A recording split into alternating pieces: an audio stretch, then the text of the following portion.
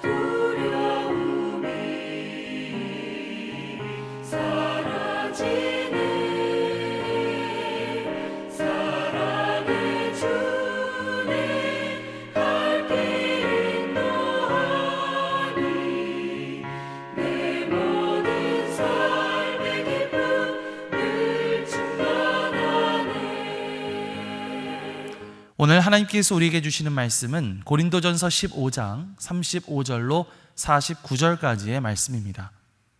누가 묻기를 죽은 자들이 어떻게 다시 살아나며 어떠한 몸으로 오느냐 하리니 어리석은 자여, 내가 뿌리는 씨가 죽지 않으면 살아나지 못하겠고, 또 내가 뿌리는 것은 장래의 형체를 뿌리는 것이 아니요 다만 밀이나 다른 것의 알맹이 뿐이로되, 하나님이 그 뜻대로 그에게 형체를 주시되 각 종자에게 그 형체를 주시느니라.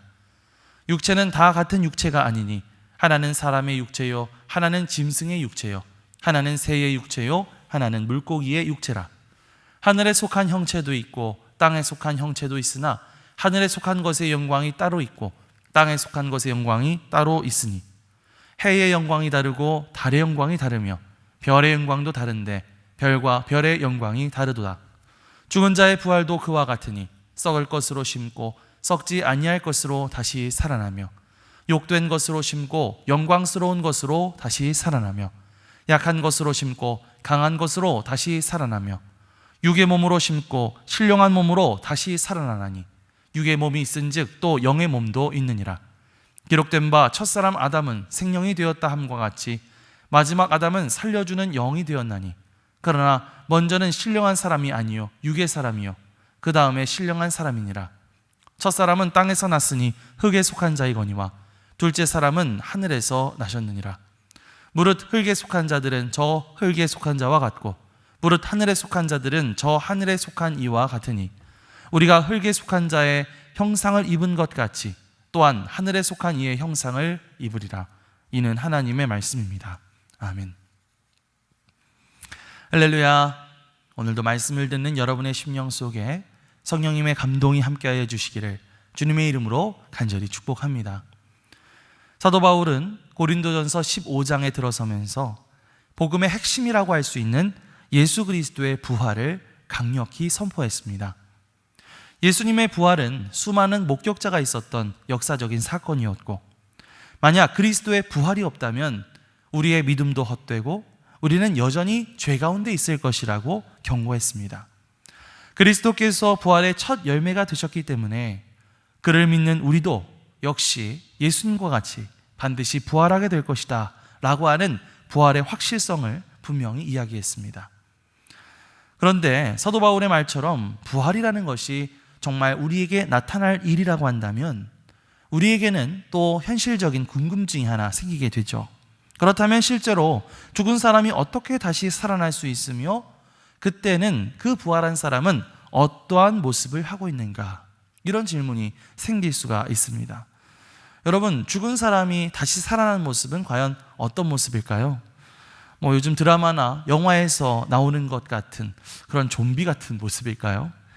오늘 말씀을 통해서 사도 바울은 부활에 일어났을 때 우리에게 일어날 일들에 대해서 보다 더 자세히 설명해 주고 있습니다.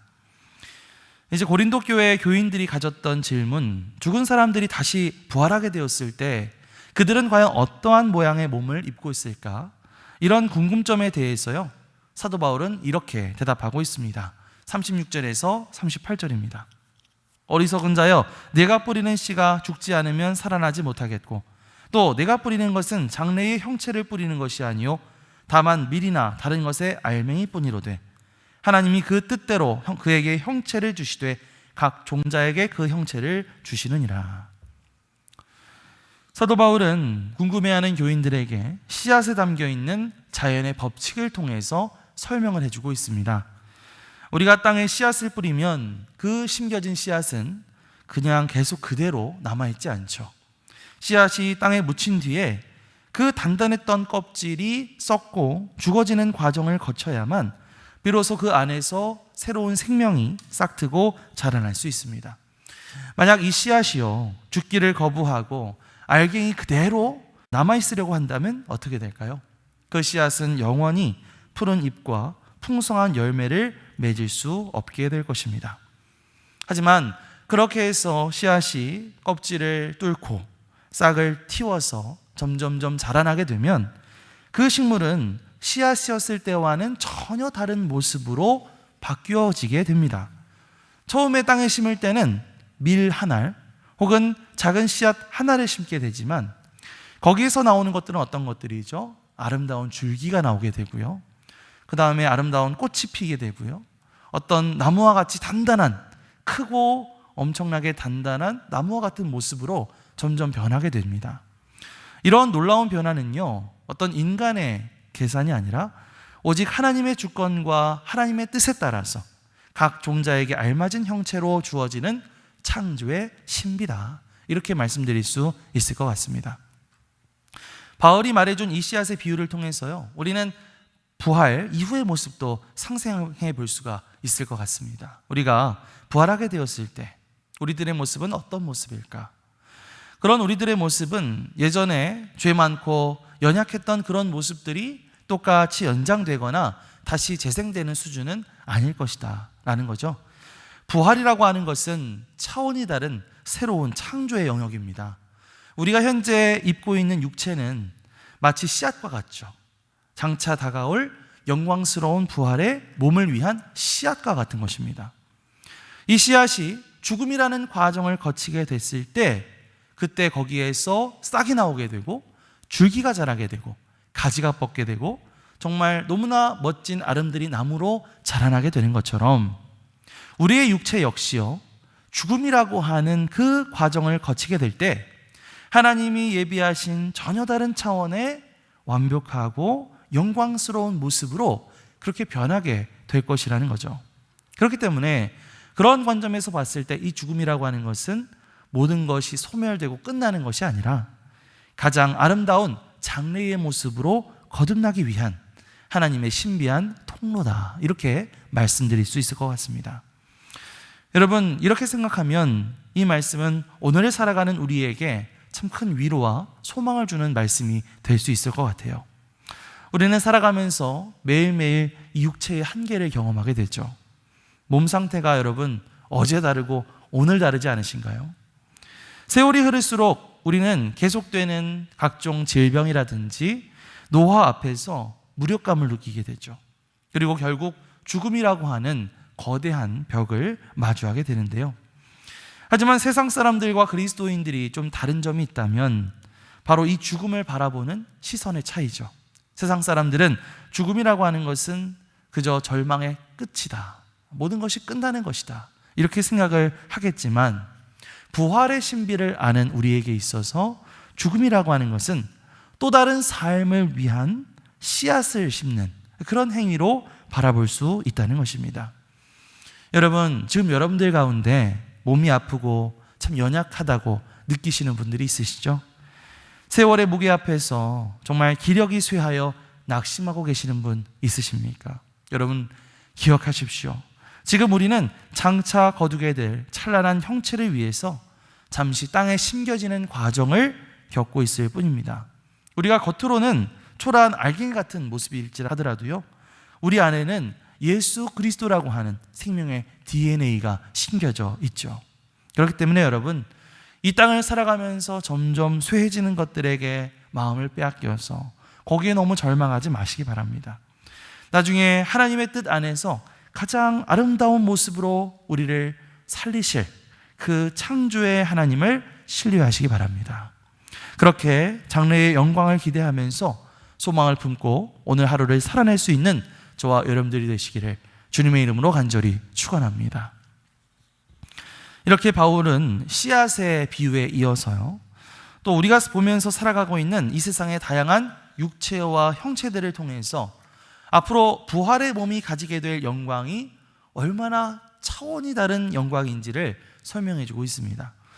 39절 이하의 말씀을 보면 거기에서 바울은 우리가 살아가는 이 세상에 참 다양한 육체를 가진 존재들이 있다는 것을 이야기합니다. 사람의 몸이 다르고요, 또 들판을 뛰어다니는 짐승의 몸이 다르게 생겼고요, 또 하늘을 나는 새의 모습, 혹은 바닷속을 헤엄치는 물고기의 모습들, 다 같은 어떤 육체를 가졌지만 그 모습은 다 제각각이지 않습니까? 하나님께서 각 피조물에게 그 삶의 환경에 가장 적합하고 아름다운 육체를 주신 것이죠. 또 여러분, 땅에 있는 것들의 그런 아름다움도 있지만 저 하늘에 떠 있는 저 해와 달과 밤하늘의 수많은 별들의 영광이 또 다르다고 할 수 있습니다. 여러분, 이 모든 것은 하나님께서 만드신 창조 세계, 그리고 그 안에 존재하는 영광의 다양성을 보여주고 있는 것이죠. 제가 왜 이런 이야기를 하는 걸까요? 그것은 바로 우리가 앞으로 장차 입게 될 부활의 몸이 지금 우리가 입고 있는 땅의 몸과는 비교할 수 없을 정도로 찬란하고 또 완전히 다른 차원의 영광을 가지고 있다라는 것을 말씀드리고 싶어서입니다. 우리 42절 이하 말씀을 함께 볼까요? 죽은 자의 부활도 그와 같으니 썩을 것으로 심고 썩지 아니할 것으로 다시 살아나며 욕된 것으로 심고 영광스러운 것으로 다시 살아나며 약한 것으로 심고 강한 것으로 다시 살아나며 육의 몸으로 심고 신령한 몸으로 다시 살아나나니 육의 몸이 있은즉 또 영의 몸도 있느니라. 아멘. 여기서 사도 바울은 네 가지 대조 속에 담겨져 있는 부활의 신비를 설명하고 있습니다. 우리가 지금 입고 있는 이 땅의 몸은 언젠가 썩어 없어지게 될 몸이죠. 또 죄로 인해서 부끄러워진 그런 욕된 몸이라고 할 수가 있겠고요.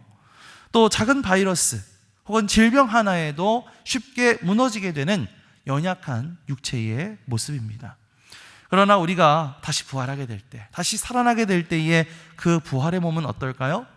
다시는 썩지 않고 하나님의 영광으로 가득 차 있으며 어떠한 고통과 한계도 뚫고 일어나는 강한 몸이 될 것입니다.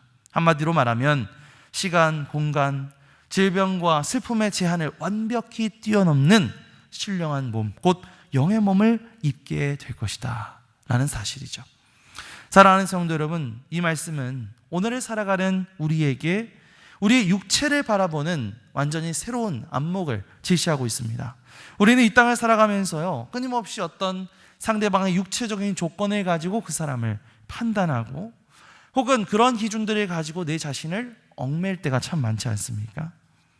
또 어떤 사람은 질병이나 혹은 장애 때문에 평생 열등감을 느끼면서 살아가기도 하고요.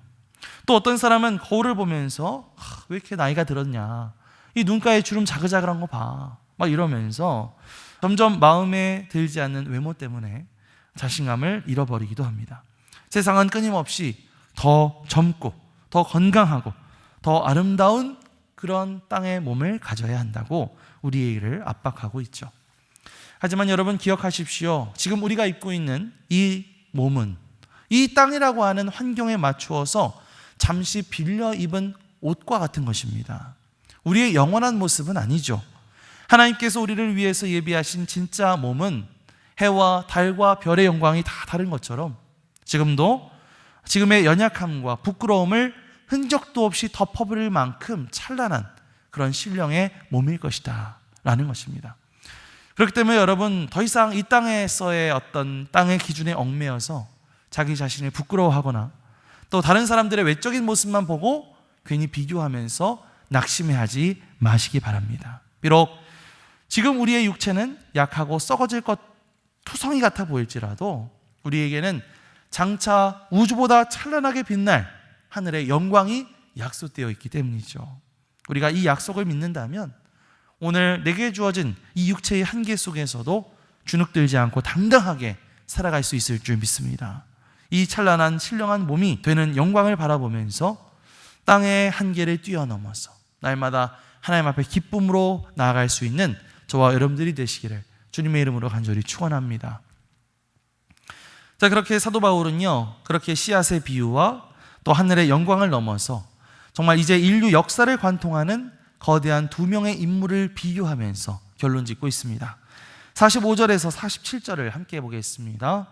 기록된 바 첫사람 아담은 생명이 되었다 함과 같이 마지막 아담은 살려주는 영이 되었나니 그러나 먼저는 신령한 사람이 아니요 육의 사람이요 그 다음에 신령한 사람이니라. 첫사람은 땅에서 났으니 흙에 속한 자이거니와 둘째 사람은 하늘에서 나셨느니라. 아멘. 사도 바울은요, 인류의 조상이었던 첫 번째 사람 아담과 우리를 구원하시러 오신 마지막 아담인 예수 그리스도를 대조해서 설명하고 있습니다. 첫사람이었던 아담은 어떻게 했어요? 하나님의 생기를 받아서 살아 움직이는 살아있는 생명이 되었습니다. 그런데 그는 죄를 지음으로 말미암아서 나 자신뿐만 아니라 그의 모든 후손에게 죄와 죽음이라고 하는 한계를 물려주게 된 것이죠. 하지만 여러분, 마지막 아담으로 오시는 예수 그리스도, 그분은 어떤 분이실까요? 스스로 살아계실 뿐만 아니라 죽은 자들까지도 다시 살리시는 영이 되었다라는 것입니다. 우리는 먼저 흙으로 만들어진 아담의 후손으로 태어나서 흙에 속한 자로서 여러 가지 연약함과 죄의 DNA를 입고 살아가지만 거기서 끝이 나는 것은 아닙니다. 그 다음에는 어떻게 돼요? 하늘에서 나신 둘째 사람, 곧 예수 그리스도를 통해서 신령한 형체를 입게 되는 순서가 우리에게 남아 있습니다. 여기서 우리가 붙들어야 할 핵심 메시지가 있습니다. 우리가 장차 신령한 몸을 입고 부활하게 될 유일하고 확실한 근거가 바로 예수 그리스도이시다라는 사실이죠. 아담의 계보에 속한 우리는 죽음을 피할 수 없는 존재가 되었지만 부활의 첫 열매 되신 예수님의 계보 안으로 들어가게 될 때 우리는 마찬가지로 예수 그리스도의 영광을 그대로 이어받게 되는 것입니다. 49절 말씀을 보면 이렇게 말씀하죠. 우리가 흙에 속한 자의 형체를 입은 것 같이 또한 하늘에 속한 이의 형체를 입으리라, 이렇게 말하고 있습니다. 이것은 어떤 단순한 추측이 아니라 하나님께서 그리스도 안에서 우리에게 주신 절대적인 보증이자 약속인 줄 믿습니다. 사랑하는 성도 여러분, 이 말씀은 오늘에 살아가는 우리에게 정말 우리의 소속과 우리의 정체성이 어디에 있는가를 분명히 깨닫게 해줍니다. 우리가 비록 땅에 발을 딛고 아담의 후손처럼 흙의 형체를 입고 살아가고 있지만 우리의 진짜 소속은 어디에? 바로 저 하늘에 있다, 하나님께 있다라고 하는 사실입니다. 그런데 우리는 얼마나 자주 흙에 속한 사람처럼 생각하고 흙에 속한 사람처럼 염려하고 흙에 속한 사람처럼 이 땅의 온갖 정욕과 욕심에 매여 살아가고 있는지, 정말 세상의 썩어질 가치관에 함몰되어서 영원한 것을 바라보지 못할 때가 얼마나 많은지 우리 자신을 되돌아봐야 할 줄 믿습니다. 여러분, 우리는 장차 예수 그리스도와 같은 하늘에 속한 이의 형체를 온전히 덧입을 부활의 자녀들입니다. 여러분 믿으시죠? 이 정체성을 깨달은 사람은요, 오늘을 살아가는 그런 방식이 다를 수밖에 없습니다. 어떻게 다를까요? 당장 내 눈앞에 이익이나 세상의 안락함에 목숨 걸지 않았다는 거죠. 비록 내 지금 일하는 삶의 자리가 거칠고 힘들다 할지라도 내 안에 역사하시는 생명의 영이신 주님을 의지하면서 그 거룩함을 잘 지켜냈으면 좋겠습니다. 오늘 하루도 장차 우리가 옷 입게 될 그리스도의 몸을 바라보면서 우리에게 다가오는 여러 유혹들을 이겨내고 영원한 소망을 향해 담대히 걸어갈 수 있는 그런 저와 여러분들이 되시기를 주님의 이름으로 간절히 축원합니다. 아멘. 부활의 첫 열매가 되셔서 우리에게 영원한 생명의 소망을 주신 주님을 찬양합니다. 우리가 비록 지금은 썩어지고 연약한 흙의 형체를 입고 살아가고 있지만 장차 신령하고 강한 하늘의 형체를 입게 될 것을 믿고 감사를 드립니다. 날마다 낡아지는 육체의 한계와 세상의 기준에 갇혀 낙심하지 않게 하시고 하늘이 예비하신 찬란한 부활의 영광을 바라보며 당당하게 살아가게 하여 주시옵소서. 주님, 장래에 거둘 영광스러운 모습을 기대하며 오늘 내게 주어진 삶의 자리에서 묵묵히 믿음과 소망을 심어갈 수 있는 우리 모두가 되게 하여 주시옵소서. 감사드리며 이 모든 말씀 우리 주 예수 그리스도의 이름으로 기도드리옵나이다. 아멘. 하늘에 계신 우리 아버지여, 이름이 거룩히 여김을 받으시오며 나라가 임하시오며 뜻이 하늘에서 이루어진 것 같이 땅에서도 이루어지이다. 오늘 우리에게 일용할 양식을 주시옵고 우리가 우리에게 죄 지은 자를 사하여 준 것 같이 우리 죄를 사하여 주시옵고 우리를 시험에 들게 하지 마시옵고 다만 악에서 구하시옵소서. 나라와 권세와 영광이 아버지께 영원히 있사옵나이다. 아멘.